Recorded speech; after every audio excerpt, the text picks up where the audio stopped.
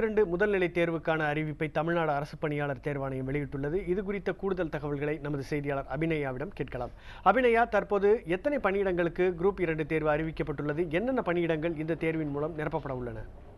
மொத்தமாக 1064 பணியிடங்களுக்கான அறிவிப்பு தான், இந்த குரூப் 2 தேர்விற்கான அறிவிப்பு தான் இன்று வெளியாகி உள்ளது. இதில் இணை வணிக வரி ஆணையர், அதேபோல் மூத்த ஆய்வாளர், வருவாய் உதவியாளர், இளநிலை வேலைவாய்ப்பு அதிகாரி உள்ளிட்ட 19 வகையான பணியிடங்களுக்கான அறிவிப்புகள் வெளியாகி உள்ளன. இதில் இணை வணிக வரி ஆணையர் இந்த பணிக்காக மட்டும் மொத்தமாக 66 இடங்கள் உள்ளன. அதேபோல் மூத்த ஆய்வாளர் பணிக்காக 302 இடங்கள் உள்ளன.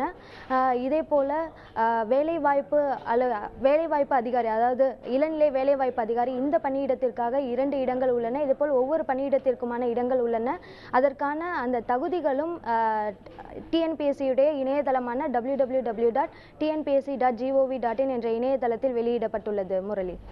அபிநயா, இப்ப இந்த தேர்வுக்கு எப்ப விண்ணப்பிக்கலாம், விண்ணப்பிக்க கடைசி தேதி உள்ளிட்ட விவரங்களை சொல்லுங்க.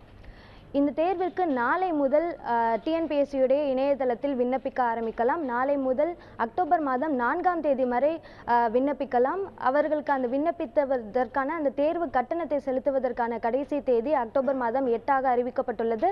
இவர்களுக்கான அந்த முதற்கட்ட தேர்வும் டிசம்பர் மாதம் 1ஆம் தேதி நடைபெறும் எனவும் அறிவிக்கப்பட்டுள்ளது. பூர்ணிமா. அபிநயா, இப்போ முதல்நிலை தேர்வுக்கு பிறகான அடுத்த கட்ட தேர்வுகள் குறித்து ஏதேனும் அறிவிக்கப்பட்டிருக்கிறதா? அது பற்றிய விவரங்கள் இருக்கிறதா அபிநயா?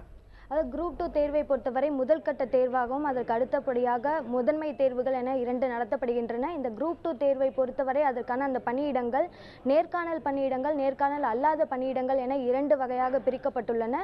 இதில் நேர்காணல் அல்லாத பணியிடங்களுக்கு முதல் கட்ட தேர்வு நடத்தப்பட்டு அதற்கு பிறகு அந்த முதன்மை தேர்விற்கான தேதிகள் அறிவிக்கப்படும். அந்த தேதியில் முதன்மை தேர்வு நடத்தப்பட்ட பிறகு நேரடியாக அவர்களுக்கான அந்த பணி நியமனம் நடைபெறும். இந்த நேர்காணல் பணியிடங்களுக்கான அந்த தேர்விற்கு முதன்மை தேர்விற்கு பிறகு அதில் தேர்ச்சி பெற்றவர்களுக்கு நேர்காணலுக்கான தேதிகள் அதற்கு பிறகு அறிவிக்கப்பட்டு அவர்களுக்கு நேர்காணல் நடத்தப்பட்டு அதற்கு பிறகு அவர்களுக்கான பணி நியமனம் நடைபெறும். முரளி. தகவல்களுக்கு நன்றி அபிநயா.